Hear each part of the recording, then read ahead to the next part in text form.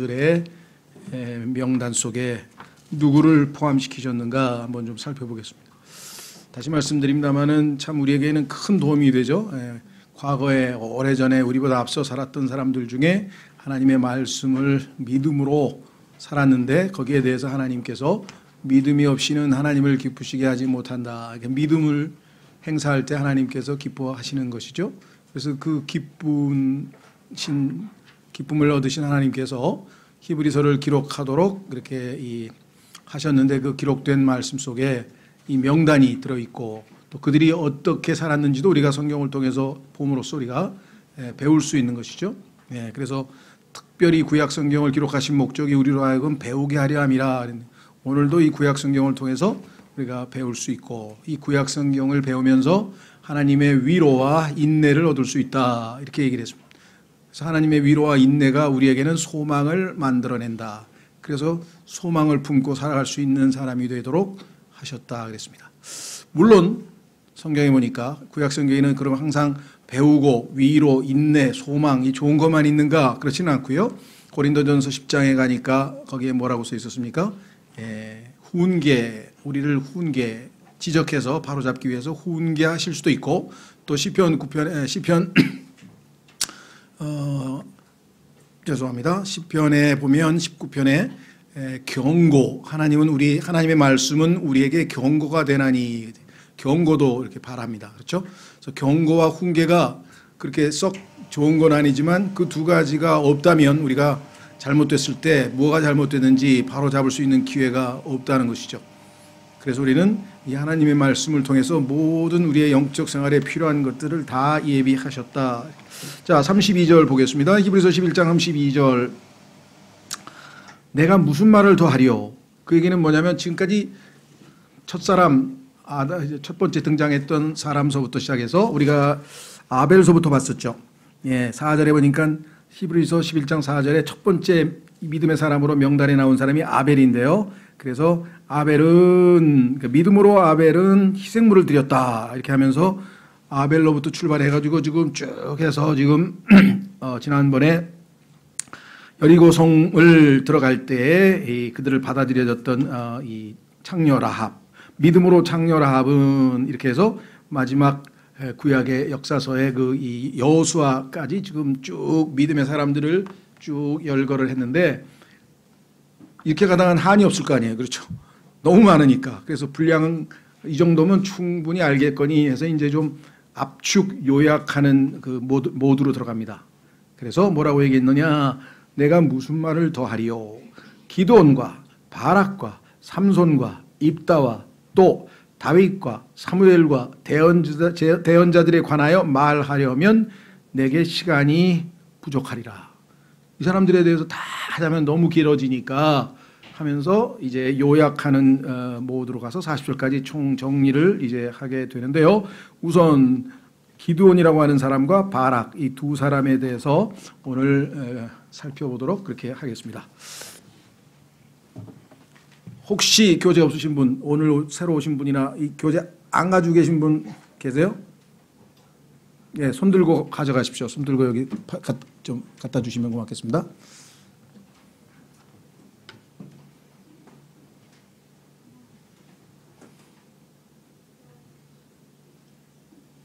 (16과입니다) 41페이지 16과. 41페이지 16과. 15과.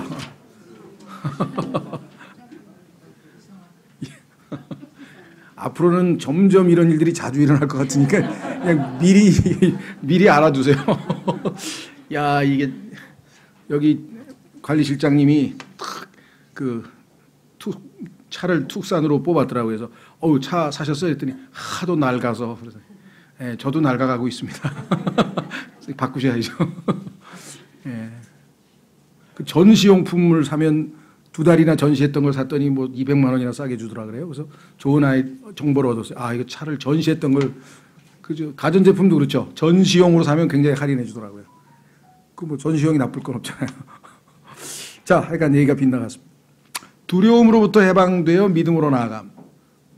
정말 인간에게 있어서 두려움 없는 사람은 거의 없죠. 사실은 없는 척하는 것뿐이다. 말씀드렸듯이 폴 트루니에라고 하는 스위스의 내과 의사가 있습니다. 유명한 그리스도인 의사입니다. 아주 고아로 자라났는데 참 우리나라에서 번역된 책만 한 20권 된 것 같아요. 20권. 상당히 뭐 노년의 향수, 그다음에 인생, 고독의 의미, 뭐 인간이란 무엇인가, 강자와 약자 뭐 해가지고 하여간 그 내과 의사인데 정신과 의사보다도 더 정신적인 그것을 잘 알아요. 그러니까 한 사람 그러니까 처음 와서 그러니까 초진 환자 진료하는데 1시간 걸려요. 이 사람 얘기를 다 들어요. 어렸을 때 어떻게 했고 뭐 어렸을 때 엄마 젖을 그냥 잘 못 먹었고 뭐 이런 것도 다 들어가지고 지금 이제 암이 생겼는데 이 암이 생긴 그것이 그냥 생긴 게 아니라 어느 과정에서부터 문제가 되는 이거를 다 파악해요. 그래서 유명한 발언을 했어요. 의사는 병을 고치는 자가 아닙니다. 사람을 고치는 것입니다. 병자를 고치는 거지 병만 고치는 게 아니라는 거예요. 그렇죠? 네, 그래서 이 병이 있기까지의 이 사람의 살아온 삶의 그 배경이 얼마만큼 이 오늘날의 우리의 이 신체적인 이런 모습을 나타냈는지. 그리고 뭐 정말 그 뭐라 그럴까 책 하나하나가 굉장히 깊이 있는 묵상이고 그 상담을 그러니까 내과 의사지만 그렇게 길게 상담을 해서 그 내과적인 그 증상의 원인을 찾아내는 그런 분인데요. 그분이 쓴 책에 보면 강자와 약자라는 책이 있는데 강자는 사실은 약자인데 강한 척하는 사람들일 뿐이다. 그걸 입증하는 책이에요. 그러니까 겁먹지 마세요. 세게 나온 사람한테 너 속으로 약한 거 나 다 알아. 괜히 폼 잡는 거야. 오히려 그걸 가리기 위해서. 그래서 결국은 하나님 앞에는 약자밖에 없죠. 그래서 성경에 보니까 여자들을 그러니까 아내를 더 약한 그릇, weaker vessel 그런데 더 약한 그릇. 그럼 남자는 뭐예요? 약한 그릇이죠. 강한 그릇, 약한 그릇이 아니라 남자도 역시 진흙, 깨지는 진흙이니까 약한 그릇, 여자는 더 약한 그릇으로 잘 보아라. 이렇게 돼 있어요. 자, 그래서 여기도 보니까 두려움으로부터 해방되어 믿음으로 나아감. 자, 교재를 보시면 어떤 사람들의 생애는 시작도 잘못되었고 끝도 좋지 못했으나 뭐 세상에 이런 분들 많죠. 하나님께서는 여전히 신실하셨다. 그 얘기는 뭐냐면 처음도 잘못됐고 끝도 잘못됐는데 중간에 반짝 하나님께 믿음을 행사하는 것을 기억하시고 그것을 또 평가해 주시겠다. 하나도 하나님께서는 놓치지 않고 다 우리의 인생을 보고 계셨다. 그래서 지금이라도 뭐 내가 지금 과거에 뭐 하나님 앞에 믿음으로 산 것도 없고 뭐 상 받을 일 한 것도 없다 하더라도 얼마든지 기회는 주어져 있습니다. 자, 하나님께서는 믿음의 행위나 사랑의 수고는 아무리 작은 것이라 할지라도 결코 잊으시는 법이 없으십니다. 확인해 보겠습니다. 히브리서 6장. 그래서요, 이 땅에서는 정말 애쓰고 수고해도 누가 보상도 안 해주고 그런 경우도 많고 또 억울한 경우도 많지만 하나님은 다 기억하고 계신다 그랬습니다. 히브리서 6장 10절. 히브리서 6장 10절.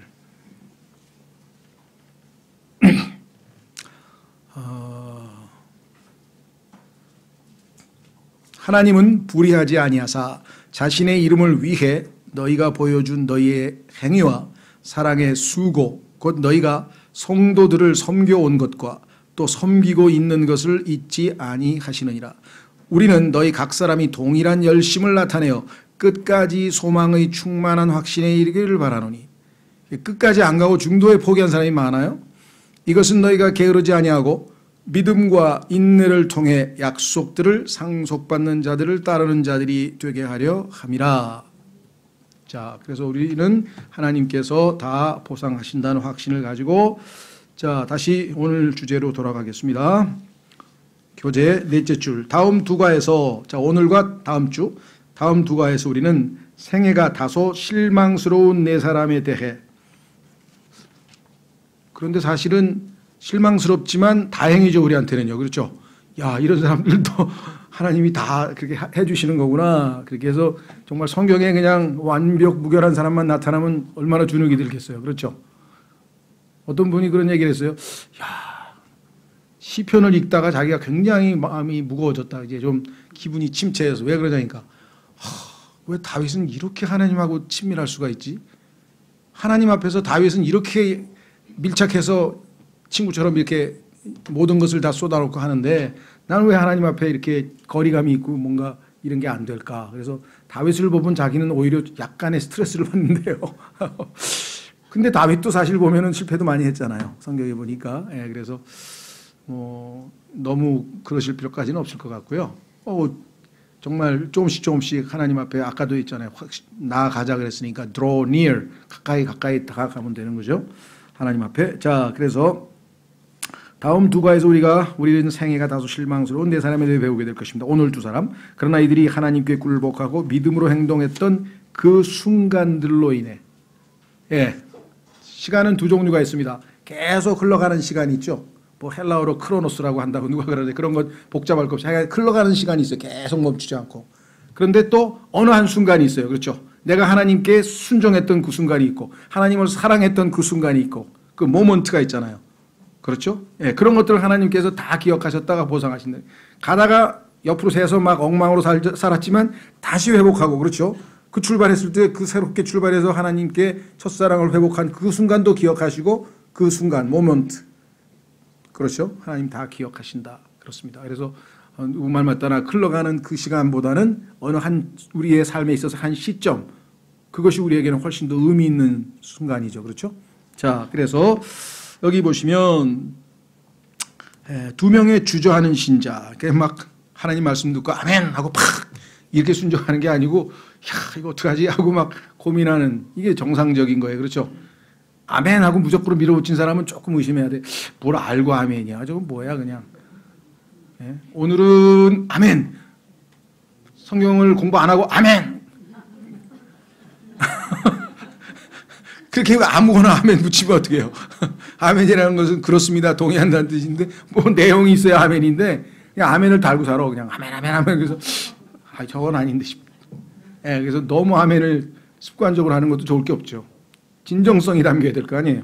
자, 그래서 A2번 기드온은 승리에 대해 확신이 없었다. 자, 나약함을 호소합니다. 6장으로 가보겠습니다. 사사기 6장. 사사기 6장에 가면은 사사기 시대의 영적 분위기와 오늘날 우리가 살고 있는 이 시대의 영적 분위기와 좀 비슷해요.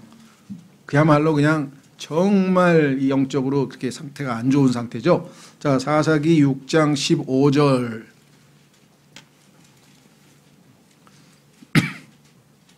하나님께서 기드온에게 내가 너와 함께해서 이제 너를 보내겠다 이렇게 하면서 기드온에게 힘을 실어줬더니 한다는 소리가 15절 그가 그분께 이르되 오 내 주여 내가 무엇으로 이스라엘을 구원하리까 보소서 내 가족은 므낫세 안에서 가난하며 또 나는 내 아버지 집에서 가장 작은 자니이다 하매 나는 출신도 흙수저에다가 그 중에서도 또 집에서도 뭐 집안에서조차도 그 흙수저 집안에서조차도 별 볼 일이 없는 사람인데 왜 나 같은 사람을 하나님께서 뭐 무슨 일을 시키신다고 하십니까? 16절 주께서 그에게 이르시되 내가 반드시 너와 함께 하리니 내가 한 사람을 치듯 미디안 족속을 치리라 하시거늘. 자, 그래서 확신이 없었습니다. 첫 번째. 그렇죠? 자, 그 확신이 없었던 것을 세 가지로 우리가 한번 요약해 보면 첫째는 나약함을 호소했죠. 난 집안도 약하고 아무것도 모르고 막 뒤로 뺐음. 자, 두 번째는 6장 36절로 가면은요. 하나님께서 계속해서 확고한 약속을 주시는데 자기가 좀 확인할 수 있게끔 해달라는 게 뭘 어떻게 확인하냐 그랬더니 기적을 이제 보고 싶은 거예요. 기적. 그런데 이것은 이스라엘 백성에게 있어서는 사실은 뭐 크게 문제될 건 없어요. 왜냐하면 이스라엘 백성은 처음부터 모세가 그렇죠? 하나님을 만났을 때부터 하나님께서 유대인과는 표적으로 말씀하시기 때문에 모세에게도 하나님께서 막대기를 집어 던져라 그래서 그렇게 뱀이 되지 않았습니까? 그런 의미에서 봤을 때 이 경우에 그렇게 뭐 믿음 없다 이렇게까지는 안 되지만 믿음이 좋다고 볼 수는 없죠. 왜? 말씀만으로 가면 그건 정말 믿음이 좋은 건데 자신이 없으니까 좀 확인 좀 하고 싶습니다. 어떻게 했냐? 36절 기드온이 하나님께 아뢰되 주께서 이미 말씀하신 것 같이 내 손으로 이스라엘을 구원하려 하시거든.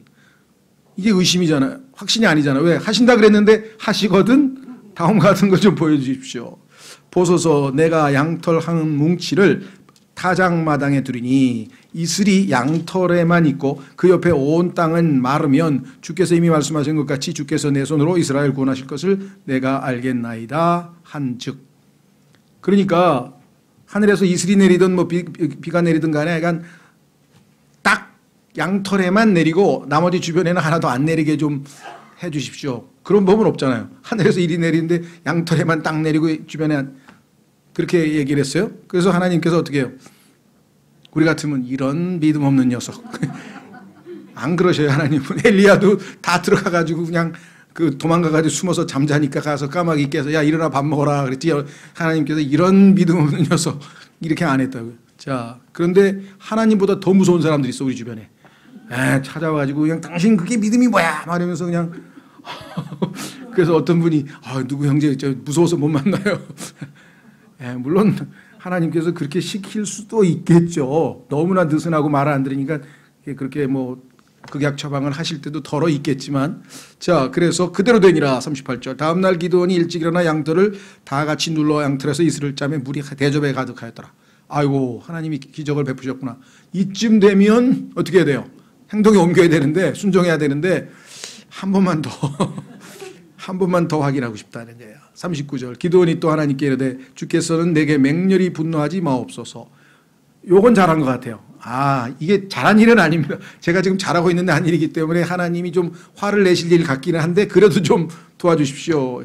내가 이번 한 번만 말하리이다. 원하건대 내가 이번 한 번만 양털로 시험하게 하소서. 이제는 양털만 마르고 온 땅에는 이슬이 있게 하옵소서.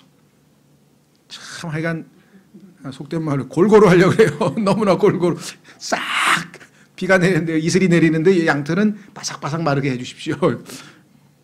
그 밤에 하나님께서 그대로 행하시니 오직 양털만 마르고 그 온 땅에는 이슬이 있었더라.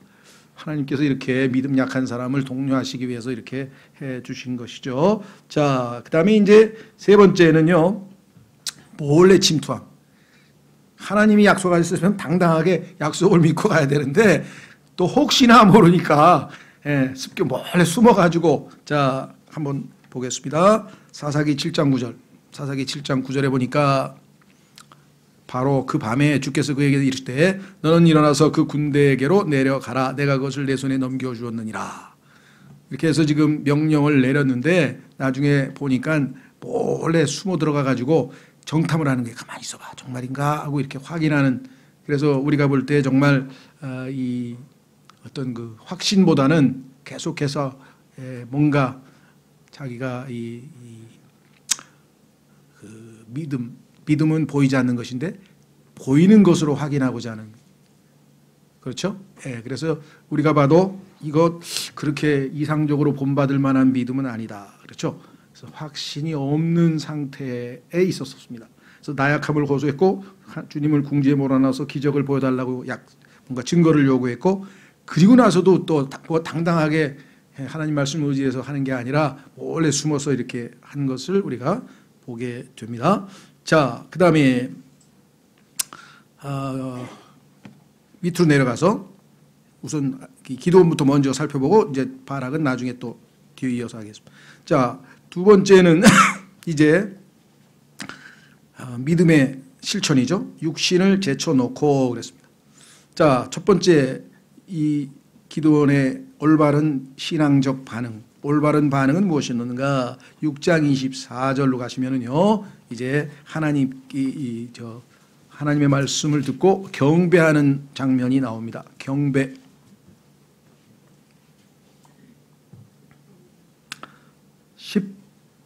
6장, 죄송합니다. 사사기 6장 24절. 사사기 6장 24절.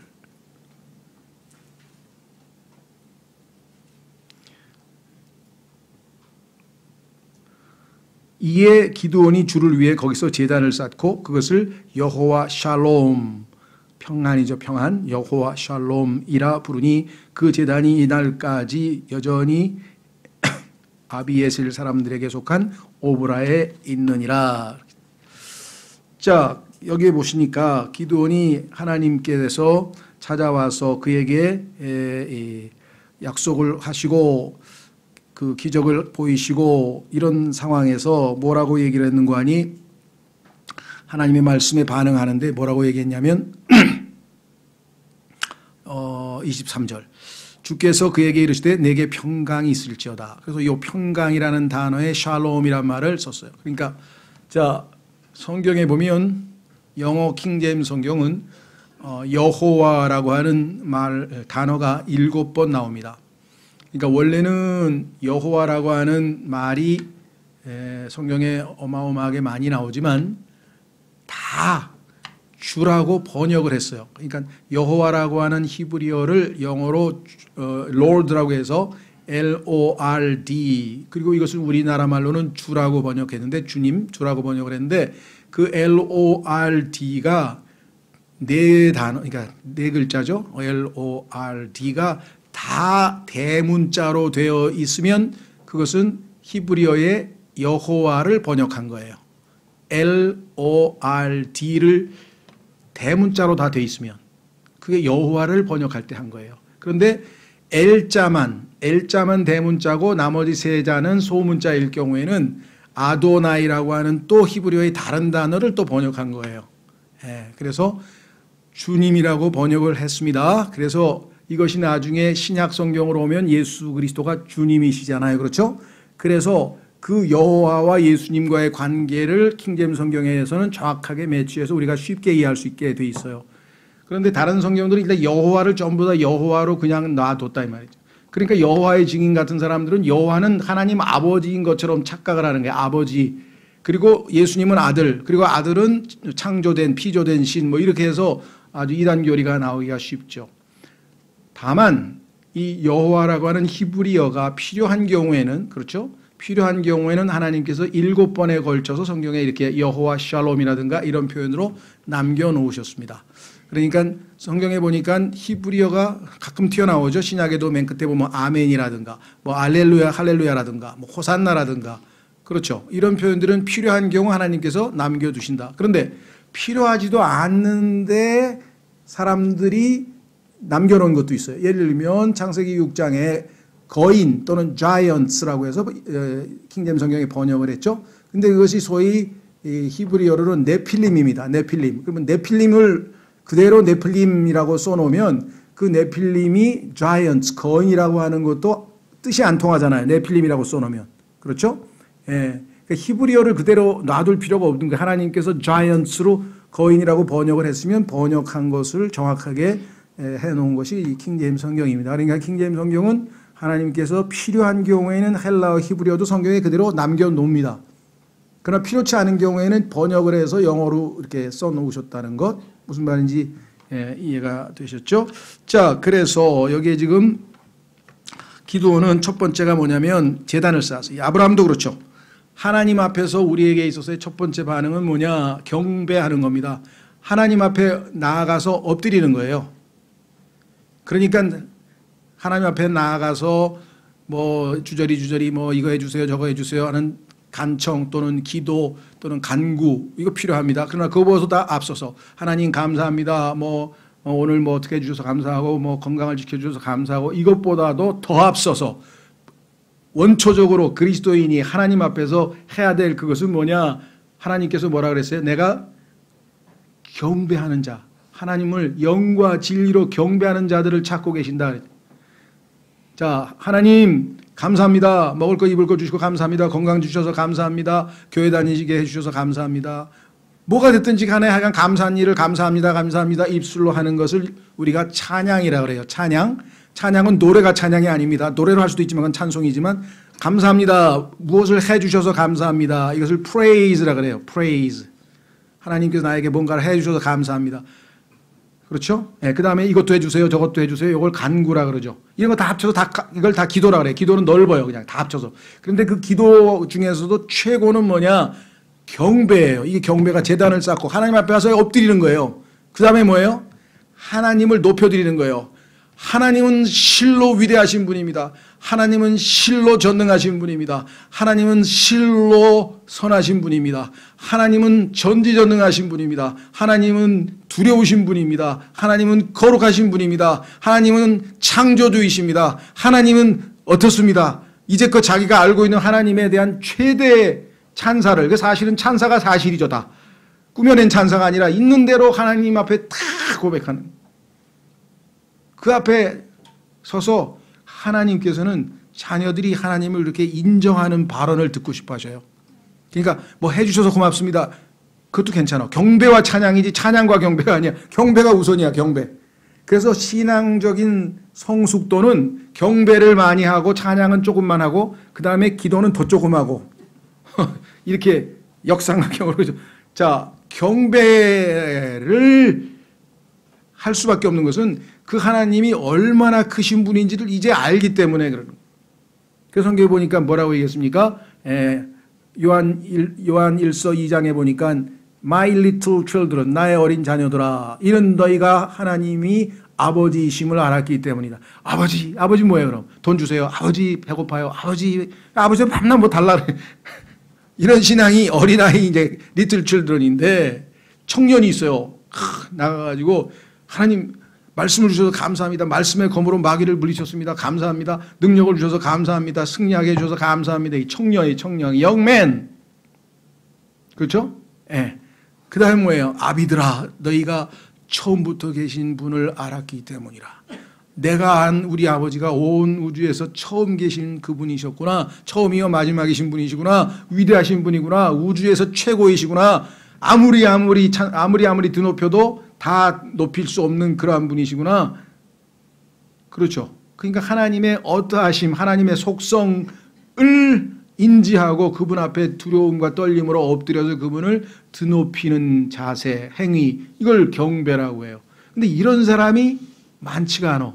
찬양하는 사람은 많어. 기도하는 사람 더 많어. 간구하는 사람 더 많어. 밤낮 뭐 달라 그러지. 그래서 하나님은 뭐예요? 영과 진리로 경배하는 자를 하나님께서는 찾고 계신다. 왜 찾으시겠어요? 별로 안 눈에 띄니까. 뭐 많으면 왜 찾아? 없으니까 자꾸 찾잖아요. 그죠? 여러분 생각해요. 대한민국이 5만 개 교회에서 지금 오늘 하나님께 영과 진리로 경배 드렸다는데 그 5만 개 중에서 예를 들면 한 100만 된다고 칩시다. 그 100만 명이 오늘 정말 영과 진리로 하나님 앞에 경배 드린 사람은 몇 명이나 될 것 같아요? 하나님만 아시겠지. 그거 어떻게 하겠어. 그러나 곰곰이 생각해 보면 과연 내가 그 하나님 앞에 엎드려 그분을 드높이는 그것이 나의 삶의 최우선인가 한번 생각해. 그리고 찬양도 있고 기도도 있고 뭐 다 있겠죠. 기도원 자세가 지금 바로 잡힌 거예요.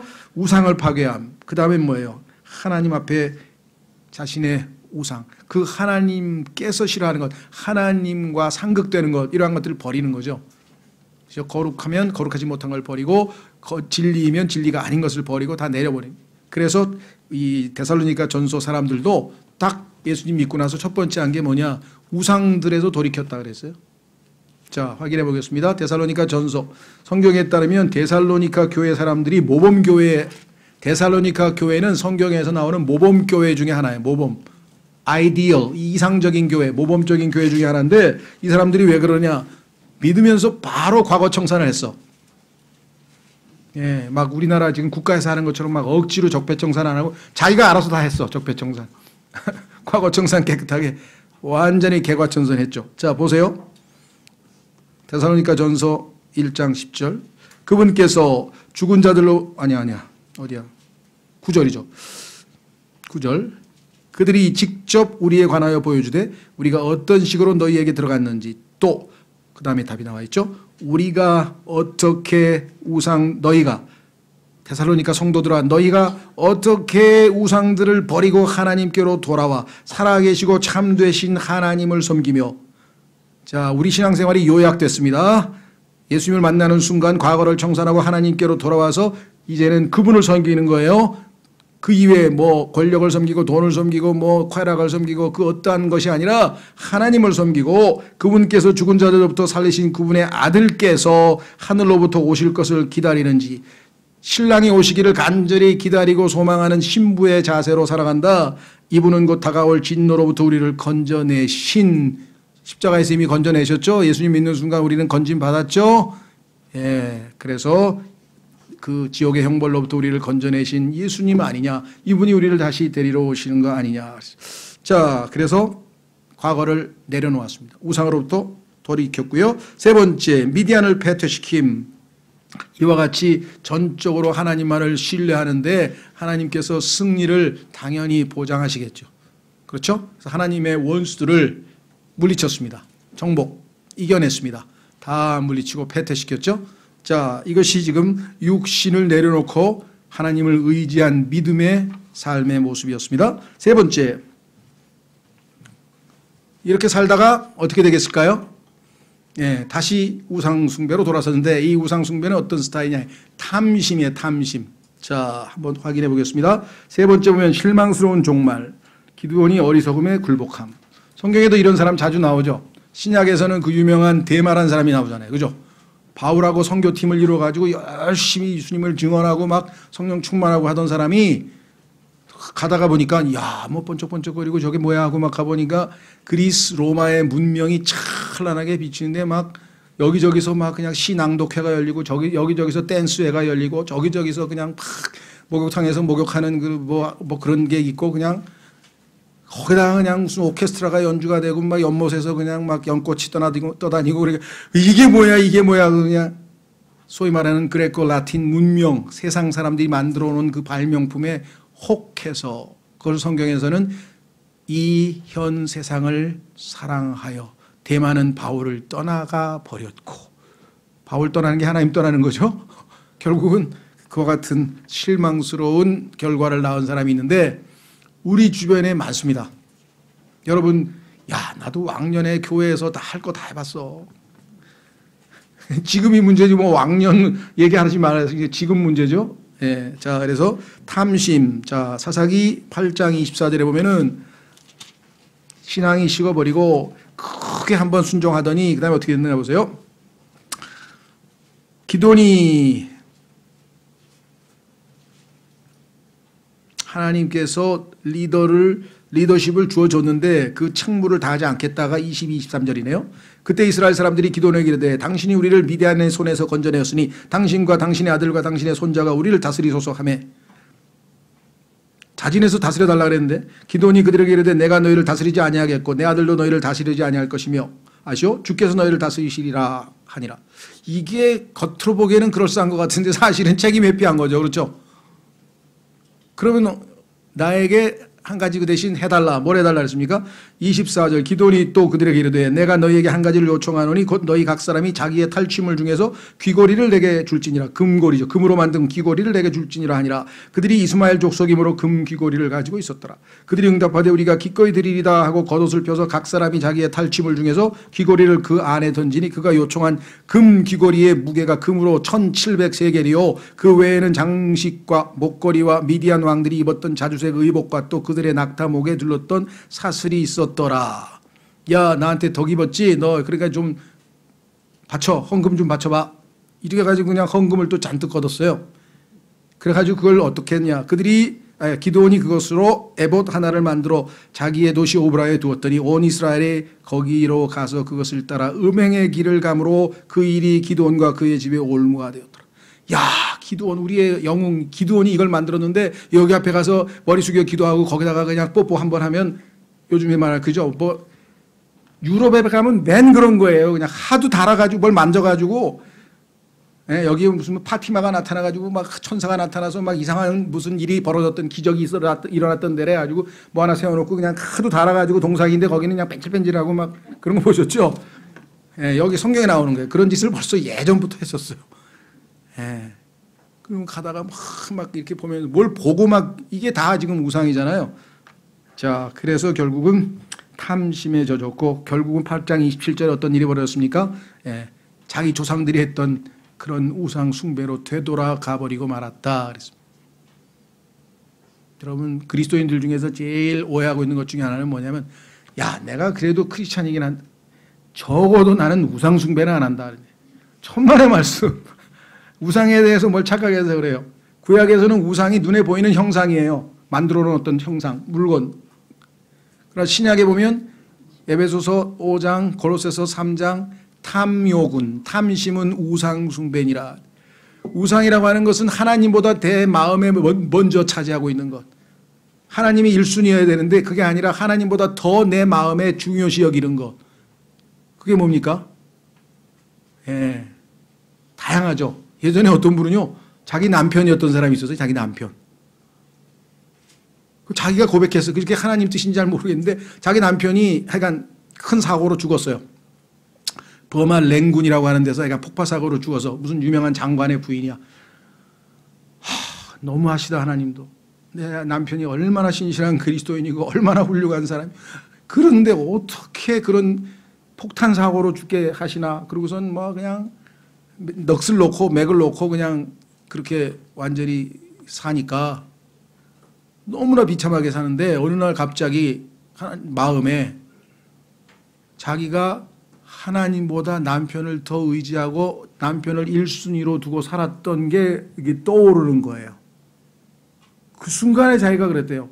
하나님 정말 질투하시는 하나님 맞네요. 질투하시는 하나님 맞네요. 여러분들 그런 고백이 이게 쉽게 나오겠습니까? 한참 만에 자기가, 그게 하나님께서 이 사람 사고내서 데려갔다는 뜻 아닙니다.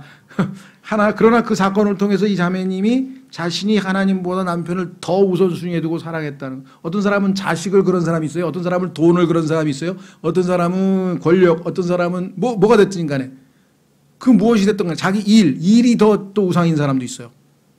그래서 일에 중독된다 그래요. 워크홀릭이라는 게 뭔지는 모르지만 하나님 앞에서 정직하게 있는 모습으로 다 이렇게 노출시켜 봤을 때, 내가 지금 내 마음에, 현재 내 마음에 하나님보다 이게 더 우선인 것 같을 때, 그건 바로 성경에서 말씀하시는 우상 숭배죠.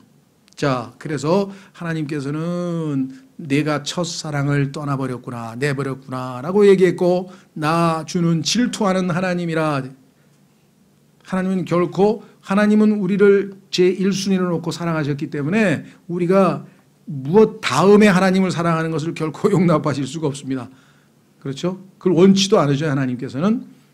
자, 그래서 실망스러운 종말을 얻게 됐다 그랬습니다. 두 번째 분은 바락이라고 하는 분인데요.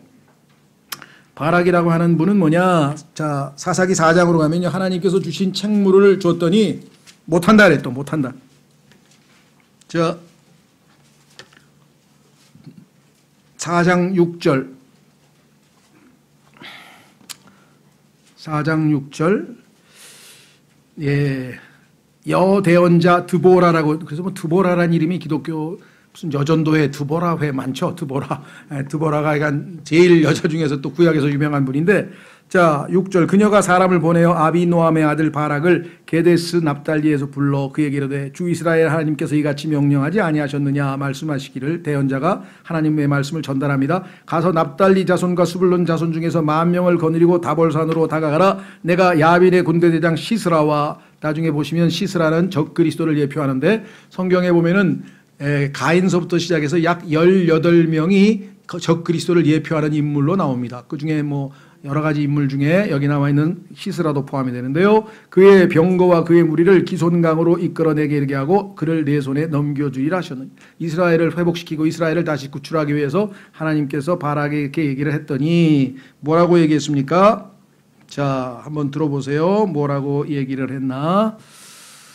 바락이 그녀에게 이르되 당신이 나와 함께 가면 내가 가려니와 당신이 나와 함께 가지 아니하면 내가 가지 아니하겠노라 하매. 혼자 못 가겠다 이게. 당신이 정말 하나님의 대언자라면 나랑 같이 가달라 이렇게 부탁을 했죠. 자, 그래서 여전히 두려워하고 머뭇거리고 있는 모습을 우리가 확인하게 되고요.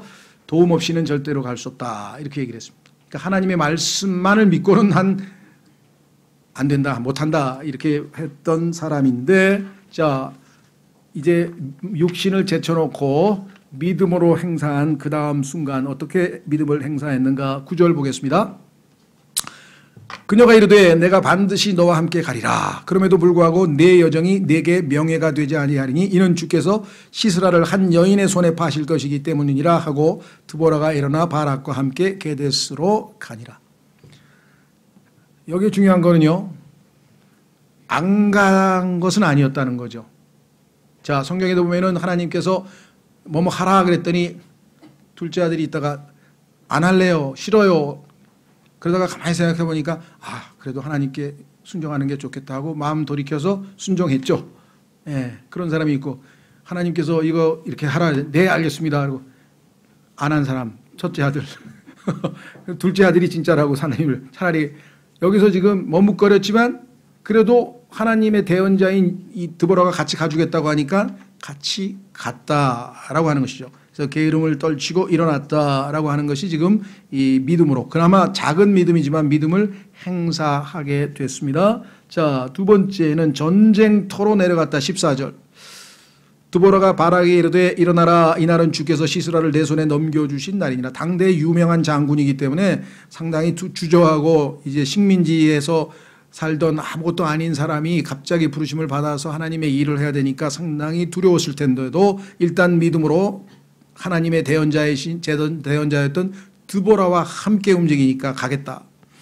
이날은 주께서 시스라를 내 손에 넘겨주신 날이니라. 주께서 너보다 앞서가지 아니하시느냐 하니. 이게 얼마나 큰 위로가 됐겠습니다. 그죠? 아, 하나님이 앞서가고 계시는구나. 난 따라만 가면 되는 거구나.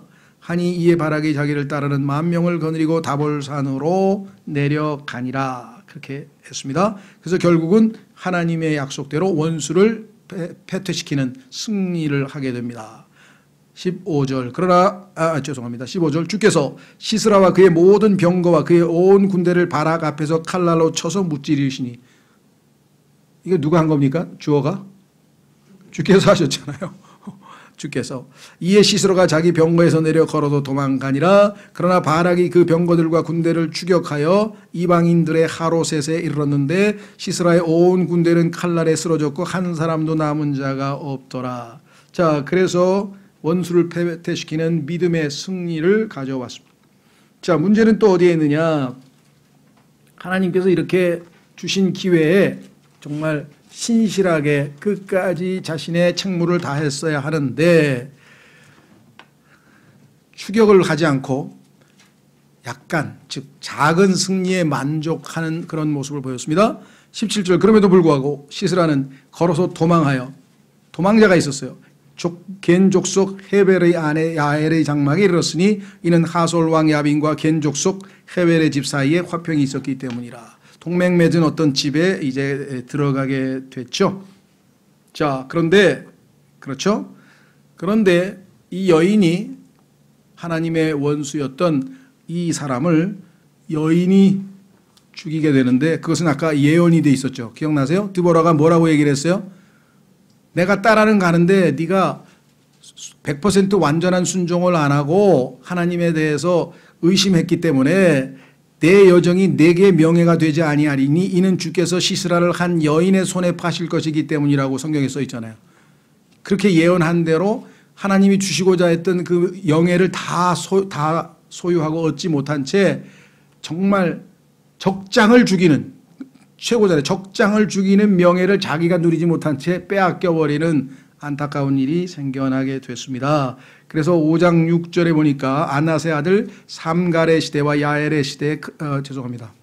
5장 몇 절이에요? 24, 27절. 예. 자, 24절. 겐 족속 헤벨의 아내 야엘은 다른 여인들보다 복을 받을지니 그녀가 장막에 거한 여인들보다 더 많이 복을 받으리로다. 그가 물을 구하매 그녀가 그에게 우유를 주되 곧 버터를 귀한 그릇에 담아 주었고 그녀가 자기 손으로 장막 말뚝을 잡으며 오른손에 장인들의 쇠망치를 들고 그 망치로 시스라를 치되 그의 머리를 치고 그의 관자놀이를 쳐서 꿰뚫었도다. 무서운 여인이네요. 잠자고 있는데 큰 못을 딱 가지고 관자놀이에다 딱 대고 망치로 그냥 땅 그냥 뚫고 땅에 박혀버렸어요. 자, 성경에 보면 그리스도는 예수 그리스도의 발꿈치를 치고 여인의 씨는 어떻게 한다고요?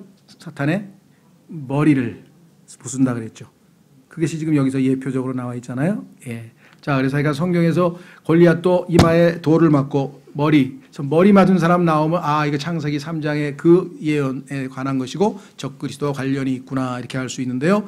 자, 그래서 27절 그가 그녀의 발 앞에 구부러지며 쓰러지고 넘어졌으며 그녀의 발 앞에 구부러지고 쓰러져서 그 구부러진 곳에서 거기에서 쓰러져 죽었도다. 그러니까 이것을 원래 바락에게 적장을 죽이는 그러한 정말 이 위협을 허락하시려고 했는데 무서워가지고 난 못 가니까 같이 가달라고 했더니 여자의 도움을 받았으니 여자에게 명예를 빼앗기리라. 이렇게 시문대로 거뒀잖아요. 그죠?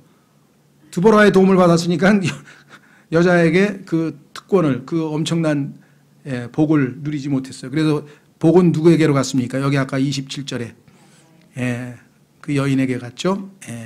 24절이군요. 야엘이라고 하는 여인에게 갔습니다. 그래서 결국은 바락은 어둠 속으로 사라져 버렸어요. 하나님 앞에 계속 더 쓰임을 받아야 되는데.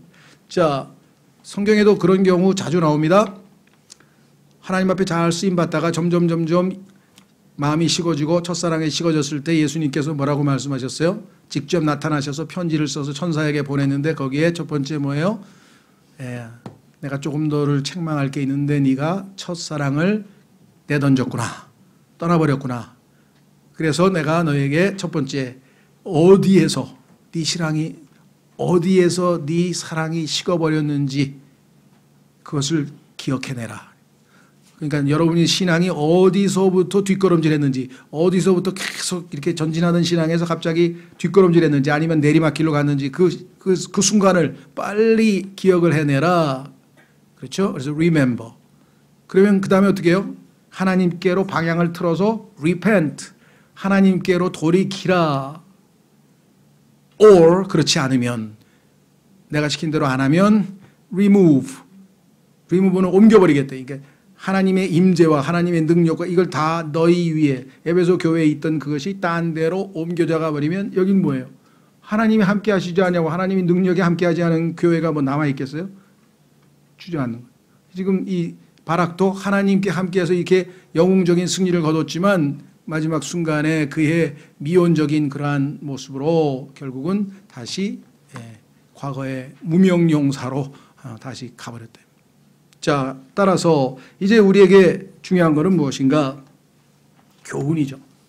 이걸 읽고 나서 내가 이 하나님 말씀을 통해서 첫째, 아까 뭐라 그랬습니까? 배움을 learning, 배우도록 구약 성경을 기록했다 그러면 이 두 사건을 통해서 뭔가를 배워야 되잖아요.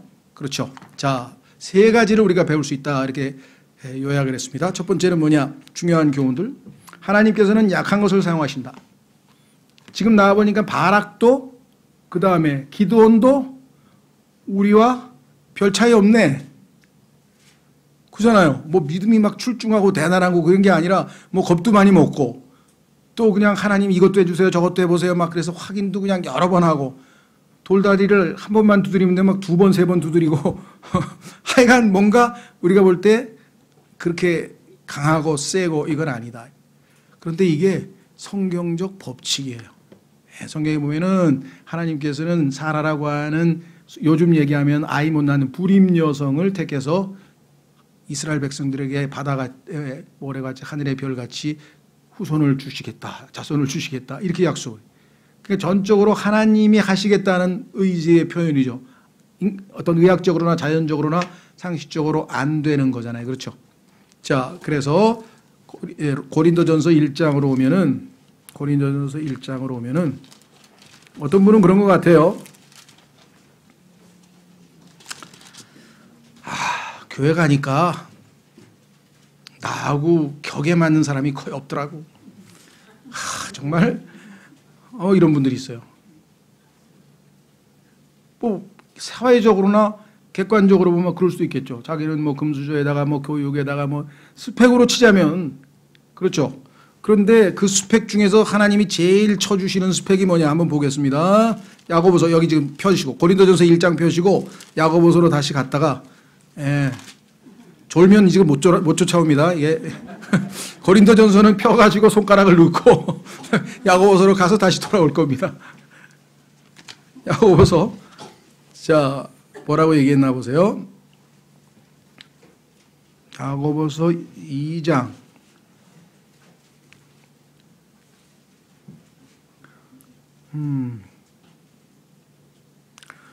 5절 야고보서 2장에 보면요. 이 외적인 여건, 요즘 얘기하면 스펙이죠. 스펙에 의해서 교회에서도 사람을 차별하는 것. 요즘에 무슨 차별에 대해서 굉장히 남녀 차별에 대해서 얘기도 많이 하고 차별에 대해서 얘기 많이 하는데 여기도 그 얘기가 나와요. 보세요. 1절 내 형제들아 영광의 주 곧 우리 주 예수 그리스도의 믿음을 가지고서 사람들의 외모를 중시하지 말라. 이때 외모는 외적인 아름다운 미인 아니고 이런 것도 포함되지만 그 사람이 외적으로 가지고 있는 여러 조건들 학력이라든가 경제력이라든가 이런 모든 것들. 만일 너희 집회에 금반지를 끼고 아름다운 옷을 입은 사람이 오고 또 허름한 옷을 입은 가난한 사람이 들어올 때 너희가 화려한 옷을 입은 자에게 관심을 기울이며 그에게 이르되 여기 좋은 자리에 앉으소서 하고 또 그 가난한 자에게 이르되 거기 서 있든지 여기 내 발받침에 앉으라 하면 너희가 너희끼리 차별하며 악한 생각, 하나님 보시기에 이게 나쁜 거예요. 악한 생각으로 판단하는 자가 되지 아니하느냐. 그렇죠. 세상 사람들이 누구 왔대 우리 클럽에 누가 왔대 우리 학교에 누가 다닌대 우리 동네에 누가 산대 이런 거 굉장히 높이 평가하고 그러는데 하나님께서는 교회에서는 그런 게 아니다 이 말이죠. 5절 내 사랑하는 형제들아 귀를 기울이라. 하나님께서 이 세상의 가난한 자들을 택하사 믿음에 부요하게 하시고, 물질적으로는 가난하지만 믿음은 엄청 주시는 거예요. 왜? 믿을 게 하나님밖에 없으니까. 그런데 반대로 보세요. 또 자신을 사랑하는 자들에게 약속하신 상속자들로 삼지 아니하셨느냐. 그러나 너희는 가난한 자를 업신여겼도다. 자, 다시 이제 디모데전서 6장으로 가서 한 번 더 건넜다가 이제 고린도전서로, 디모데전서 6장으로 가면요, 성경에 따르면 재물을 신뢰하는 자는, 그런데 인간치고 재물 신뢰하는 사람이 어디 있습니까? 전도서에도 써놨잖아요. 솔로몬이 money answers, 그렇죠? 돈은 all things, 모든 것에 답변을 해준다. 그 돈으로 안 되는 게 거의 없죠, 요즘에. 자, 디모데전서 6장에 보면은 하나님께서 뭐라고 얘기를 하는가, 이렇게 썼습니다. 17절 이 세상에서 부유한 자들에게 명하여 그들이 마음을 높이지 말고. 왜? 부자는 거의 마음이 높아져 있어요. 어쩔 수가 없어, 아담의 본성이니까. 그러니까 하나님 말씀을 붙들고 내려놔야죠. 확실치 않은 재물을 신뢰하지도 말며, 재물은 확실치 않습니다. 있다가도 없고 없다가도 있고 이렇게 돼버리죠. 오직 살아계신 하나님 곧 우리에게 모든 것을 풍성히 주사 누리게 하시는 분을 신뢰하게 하고, 전적으로 하나님을 신뢰하고, 자, 그 다음에 그분이 주신 재물이 있다면 어떻게 되는가? 18절 또 선을 행하게 하며 선한 일들에 부여하고 베풀기를 좋아하며 기꺼이 나누어 주게 하라. 이렇게 되면 나중에 주님께 상 받는다 그랬어요. 19절 또 다가올 때를 대비하여 자기를 위해 좋은 기초를 쌓게 할지니 이것은 그들이 영원한 생명을 붙들게 하려 함이라. 영원한 생명이 우리에게 있지만, 여기서 붙든다는 얘기는 잃어버릴까 봐 붙든다는 얘기가 아니라 그 영원한 생명이 우리 안에서 풍성하게 속성을 발휘할 수 있도록 그렇게 해야지, 이 영원한 생명만 소유한 채 꽉 아주 이 전혀 활동을 못하게 그냥 구원받은 것에서 그치는 건 아니란 말이죠. 그래서 이거 레이 홀드 언이란 말이 우리말 번역은 영원한 생명을 붙들어? 그러면 뺏길까 봐? 전혀 그런 뜻이 아니에요. 이게 무슨 말인지 이해가 되셨죠? 이런 표현이 성경에 보니까 한두 번씩 더 나와요. 자, 그래서 우리는 고린도전서로 갑니다. 하나님께서는 약한 자를 택하시는 거예요. 그러니까 여러분 중에 참 하나님 왜 나를 낳으셨습니까? 우리 부모님 이렇게 고생 그런 분들 많아요. 집에서 어렸을 때 고생한 얘기 막 하냐고 그러는데요. 그 덕분에 구원받은 줄 아세요. 그 덕분에 그나마 그거 아니었으면은 얼마나 우리가 빗나가기가 쉽겠습니까? 그렇죠? 그래서 하나님은 다 알아요. 그러면 저 사람은 왜 부자인데도 구원시켜 주셨어요? 그 사람은 또 그 사람대로 하나님이 알아서 다 하시지, 걱정하지 마세요. 우리의 기질도 아시고 우리의 모든 걸 다 아시기 때문에 하나님께서는 차별을 안 둬요. 얼마든지. 자, 그러나 일반적인 원칙, 그러니까 부자들은 일반적으로, 예외는 있습니다. 일반적으로 재물을 신뢰하는 경향이 있죠. 그렇죠? 반면에 그렇지 않은 사람이 있어요. 역사상 제일 유명한 사람이 진젠도르프 백작인데요. 이 사람은 자기의 전 재산을 털어서 크리스찬들에게 유랑하는, 특히 이 프랑스에서 박해받아서 떠돌아다녀서 갈 데 올 데 없는 많은 그리스도인들을 다 자기 집에서 재워주고 먹여주고 다 해서요.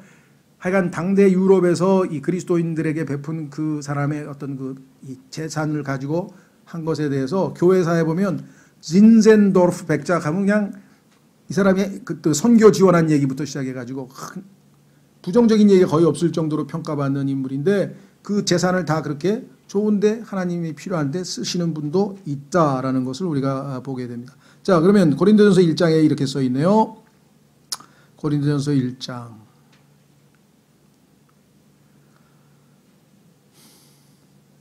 26절. 고린도전서 1장 26절. 형제들아 너희를 부르신 것을 너희가 보거니와 부르심을 받은 자로서 육체를 따라 지혜로운 자가 많지 아니하고 강한 자가 많지 아니하며 없진 않아요. 많지 않다 그랬어요. 사도 바울은 예배겠죠. 자, 많지 아니하며 고귀한 자가 많지 아니하도다. 그러나 하나님께서 지혜로운 자들을 당황하게 하려고 세상의 어리석은 것들을 택하시고. 하나님이 얼마나 지혜로우세요. 아이 제가 왜 저렇게 항상 웃고 막 왜 저러고 다니지? 저는 예수님을 믿어서 기뻐서 그러는데요.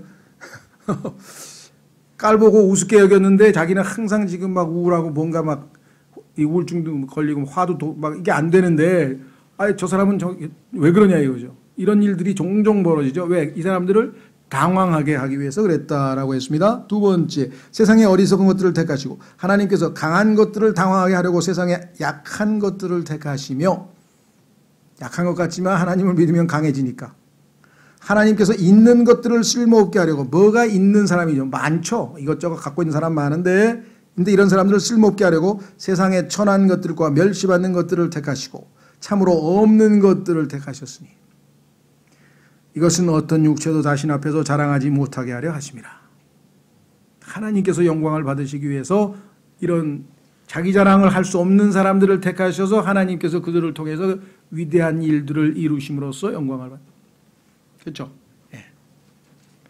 D.L. 무디라고 하는 아주 복음 전도자 또 무디 성경 신학원을 만든 분이고요. D.L. 무디 하면 그리스도인으로서는 이름 안 들어본 사람이 없을 정도로 유명한 복음 전도자고 또 목사이신데 이 사람은 하여간 이 소위 말하는 흑수저 출신이죠. 구두닦기 하면서 아주 제대로 학력도 없고 그래가지고 어떤 이 집회에서 열정적으로 막 설교 전도 집회를 해가지고 많은 사람들이 예수님을 믿고 구원을 받았는데 어떤 학자가 딱 끝나고 나더니 저 무디 목사님 잠깐 저 좀 봅시다. 왜 그러니까 오늘 설교에서 문법이 30개가 틀렸어. 영어로 설교를 했는데 문법을 30개나 틀렸어. 무디가 그래요? 예전에는 한 100개 틀렸는데 아이고 하나님 많이 고쳐주셨네. 그런데 선생님은 문법이 하나도 안 틀리시는데 그 입 가지고 설교 좀 하고 복음 좀 전하시지 왜 입은 다물고 계셔? 그렇죠. 그 재능 가지고 그 돈 가지고 하나님 좀 섬기시지 왜 그렇게 세상적으로 쾌락이나 빠져서 놀고 다니셔? 이 얘기나 똑같죠. 말을 못했다 그러는데요. 자, 아무 육체도 자랑하지 못하게 하나님께서는 이렇게 놀라운 역사를 하시는데 오늘 보니까 바로 이 바락과 기드온이 우리들도 예외가 아닙니다. 그래서 비관할 이유도 전혀 없고요. 두 번째, 좋은 날이 좋은 인생을 가져가다 주지 못한 그 얘기는 뭐냐면요. 아까도 얘기했잖아요. 좋은 날, 반짝했던 모멘트, 어느 순간이 있었어요. 한때 주님을 향해서 왕년에 내가 한때 나도 이게 쭉 인생, 자기의 삶이 하나님께 항상 충성된 삶을 보장하지는 않는다는 거예요. 지속적으로. 그래서 오늘, 그 다음에 또 내일, 하루 지속적으로 주님을 섬기지 아니하면 언제 어느 순간에 섰다 하면 넘어질까 조심하라. 그렇죠. 예, 그래서 이 과거에 자기의 신앙적인 화려했던 그거 아무짝에 소용없습니다. 바울도 그랬잖아요. 다 지나간 거는 난 안 본다. 앞만 보고 간다. 앞만 보고.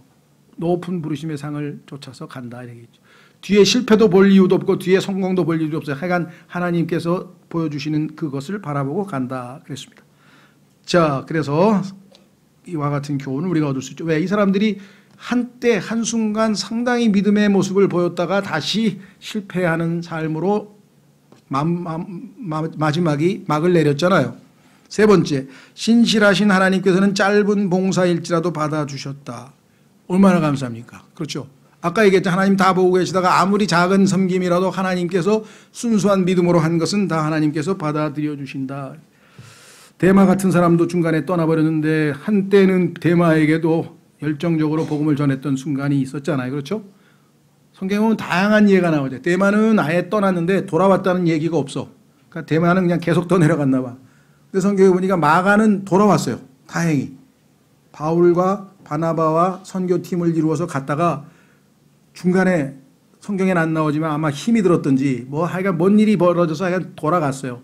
팀을 이탈해서 중도 하차했는데 오늘 보니까 다시 바울이 마가는 나에게 소중한 자이므로 뭐 이렇게 높은 평가가 나왔어. 그러니까 마가는 다시 회복되어서 하나님 일을 한 좋은 케이스로 나와 있어요. 얼마나 감사합니까? 그렇죠? 마가가 없었으면 우리는 그런 사람이 있었다는 걸 몰랐을 텐데 한번 미끄러지면 그만인가 보다. 야마처럼. 그게 아니야. 정신 차리고 다시 돌아온 사람도 있어. 예. 자, 감사한 일입니다. 저희도 보니까 몇 년 만에 다시 돌아오는 사람들이 자꾸 생기더라고. 자, 과거에 또 어떤 분은 이런 분이 있어요. 정말 자기가 과거에 그냥 뭐라고 해야 되나, 돈도 있고 제대로 하나님을 섬길 수 있었을 때는 하나님을 모르고, 그렇죠? 예수님 믿고 나서 이제 좀 해보려고 했더니 아무것도 없어. 돈도 없지, 몸도 병이 났지, 나이는 늙었지, 할 게 있어야지. 그래서 너무 정말 안타까워요. 내가 과거에 있었을 때 예수님 믿었어야 되는데 다 좋은 시절 보내고 이제 와서 이런. 그럴 필요 하나도 없어요. 75세에 예수님을 믿었는데 몇 살에 돌아가셨는지는 안 나와요. 7,000명을 구령을 한 할아버지 얘기가 있어요. 75세에 구원받아가지고 죽기까지 7,000명을 주님께로 인도한 사람도 있어요. 그 사람이 만약에 17살 때 구원받았다고 해서 7,000명을 구령하리라고 보장이 있습니까? 오히려 이제 75세 길게 살아야 15년, 20년? 그렇죠. 많이 살아도 성경에 80이라고 그랬구나. 그러면 하여간 얼마 안 남은 거지만 얼마나 최선을 다해서 살았겠어요. 그러니까 정말 알차게 산 5년이 된 거죠. 그렇죠? 10년이 됐든지. 그런 의미에서 봤을 때 결코 우리가 내 인생이 짧다, 얼마 없다, 이런 걸로 인해서 비관할 필요 없어요. 짧은 순간에도 하나님께서 함께 하시면 그 순간에 엄청난 일을 우리가 하실 수 있는 겁니다. 자, 그래서 오늘 3가지 교훈 잊지 마십시오. 약하더라도 얼마든지 하나님과 함께하면 강해질 수 있다. 지속돼야 된다. continue. 그렇지 않으면 중간에 언제 또 다시 원점으로 돌아가서 좋지 않은 결말이 나올 수도 있다. 3번째, 아무리 작은 순간이라도 하나님께서는 그걸 다 기억하시고 받아주시기 때문에 주어진 여건 하에서 내가 지금 할 수 있는 그 최선을 다하는 것이 중요하지 큰 일을 하는 게 중요한 게 아니다라는 교훈을 얻으시면 되겠습니다. 오늘 여기까지. 그래서 다음 시간에는 또 정말 성경에서 드라마틱한 인물 2사람, 그 중에서도 이 유명한 삼손이라는 사람이 또 나오네요. 자, 다 같이 일어나셔서 찬송가 786